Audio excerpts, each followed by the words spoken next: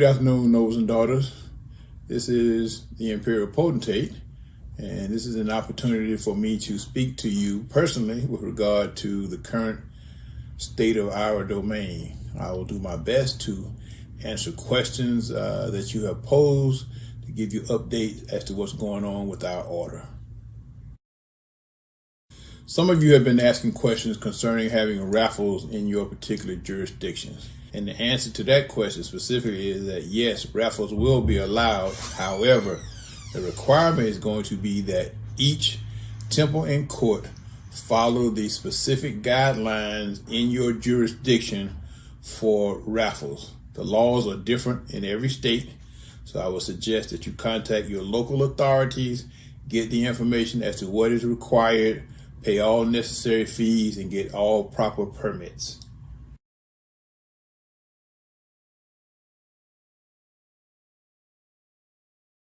All communications coming from the IMR department are official communications authorized by the Office of the Imperial Potentate. All temples and courts are to follow these directives and send out any information that comes from the IMR department because it is an official communication authorized by myself.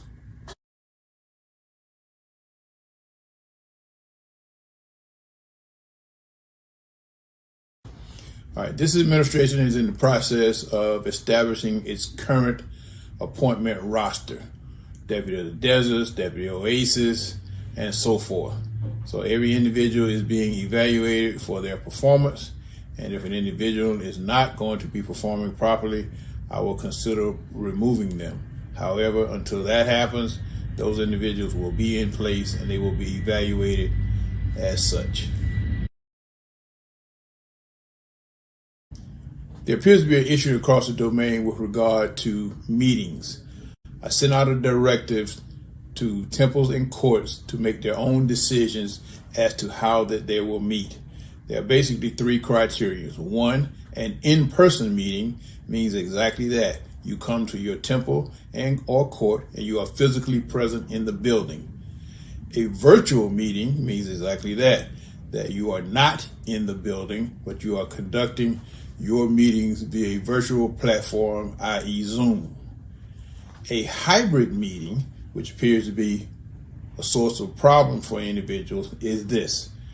You have your meeting in person for those people who wish to attend the in-person meeting.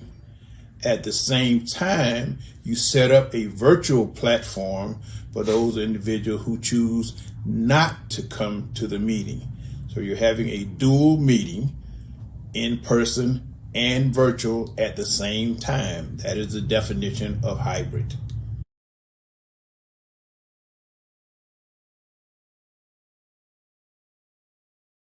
Individuals do not have to be quote unquote registered to attend the ball.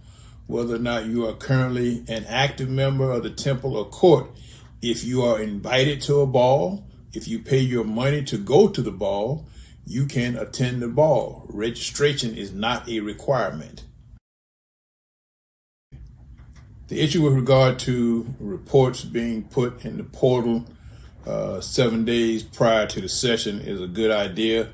I am currently in the process of talking to Divan and the office staff with regard to placing these reports in the portal so members can review them prior to coming to the session and therefore be informed on what we're going to discuss at the session. Okay. An issue has come up as to the authority of the illustrious commanders having the ability to fine a daughter. I believe that the more specific answer to that question would be better suited to the Imperial Commanders because she is the head of the daughters, and I will defer any answer to that question to the Imperial Commanders.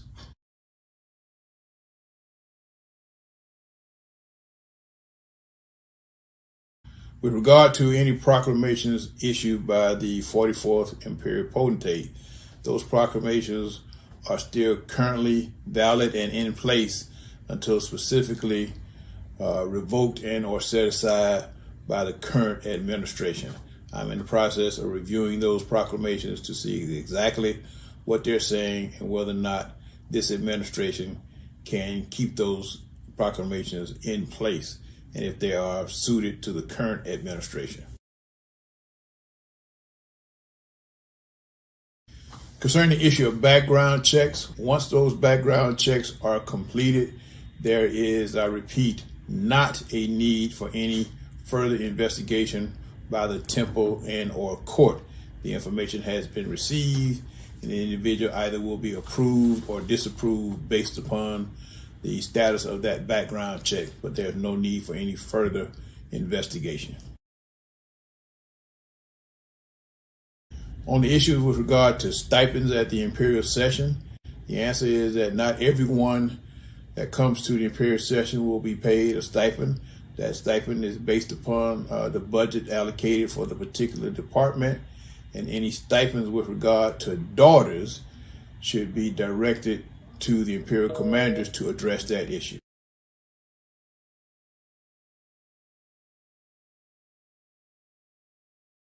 I would think that the better approach would be that the nobles and daughters get together. If the daughters have a concern or a place that they would like to meet, they should meet with the nobles and then work together in terms of establishing a valid and safe place for the daughters to meet. A question has arisen as to whether or not minors are allowed to attend balls. And I would say that the answer is yes. Specifically in my jurisdiction at my home temple, we allow children of nobles and daughters to attend our balls. However, I would direct that those individuals not be allowed to consume or be around any alcohol. But the answer is yes.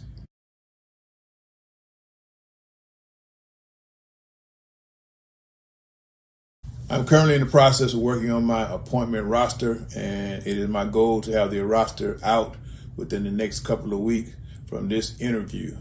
The rosters will be sent to the temples in order for them to be distributed to the individuals that are on the roster.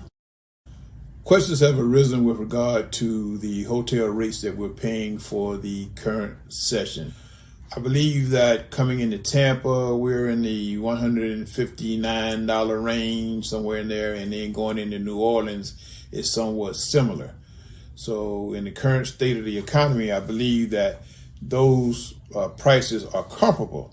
For example, individual nobles and daughters have been concerned about us going to the same cities repeatedly and potentially wanting to go to other cities.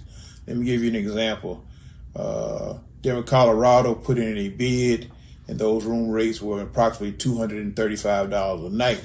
Los Angeles, California put in a bid, and those room rates were approximately $245 a night. So there are other jurisdictions that want our business, but the hotel rates are extremely high.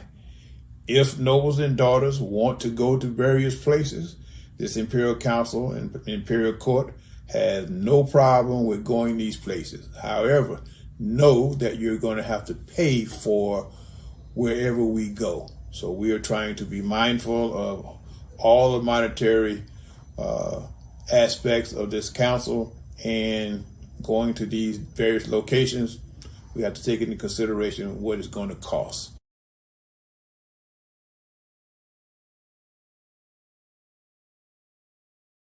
There's no dispensation fee for a novice training class. It is the temple's responsibility to get these individuals acclimated as to our rituals and regulations, so there's no need for a dispensation fee. A question has arisen with regard to individuals that have a felony conviction.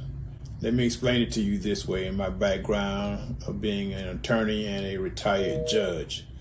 The current state of the Constitution indicates that an individual who has a felony conviction is not eligible for membership in the Ancient Egyptian Abbey Order Nobles of the Mystic Shrine.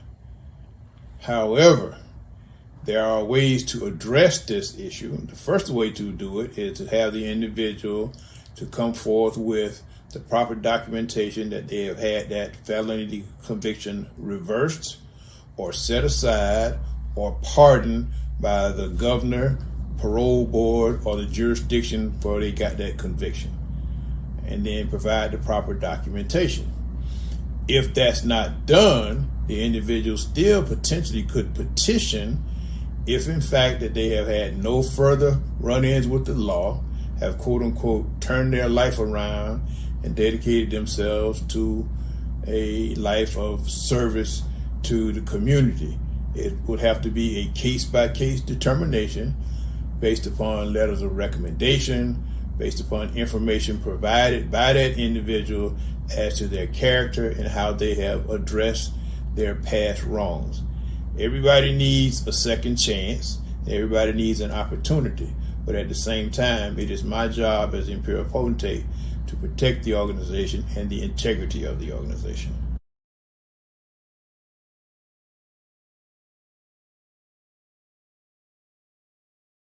If an individual is interested in working in a particular Imperial department, I would ask that you contact the Deputy of OASIS in your jurisdiction and ask that individual to direct you to the director of that department to get any information with regard to participating in that particular department.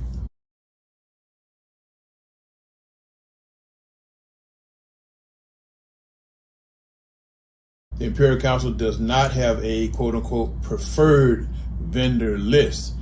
Our exhibit hall is open to all vendors who would pay the applicable fees to come in and sell their wares.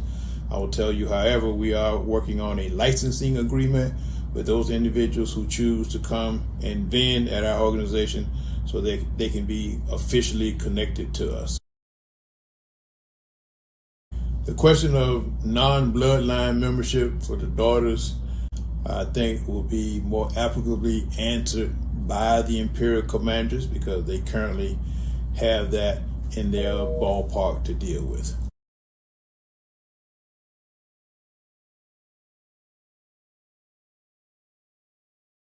At local level, participating in parades and community service events, nobles are allowed to wear their fezzes and walking suits as long as there's a proper dispensation.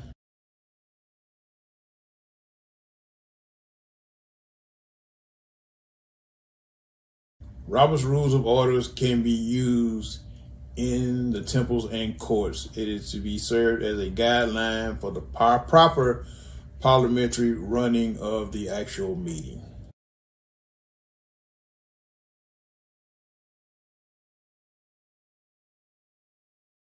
It is the goal of this administration to engage our nobles and daughters in the participation of our organizations.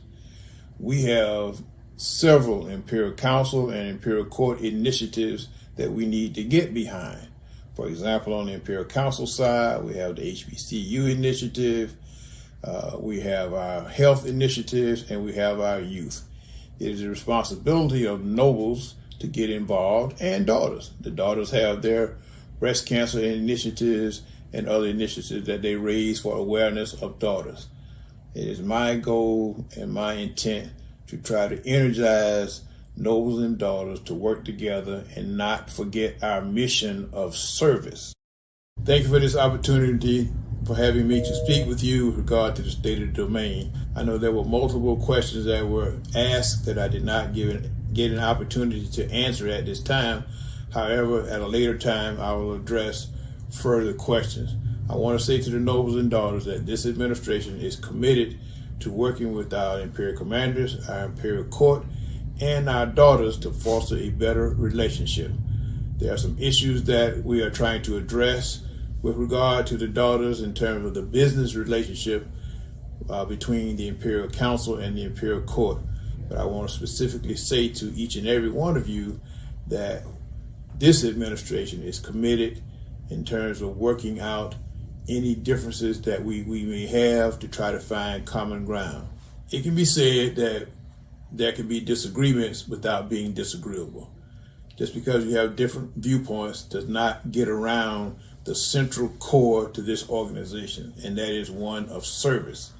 I will say to you, nobles and daughters, let us continue to work together, iron out our differences, and let us not forget, we are here to serve the membership. Thank you for your time and attention.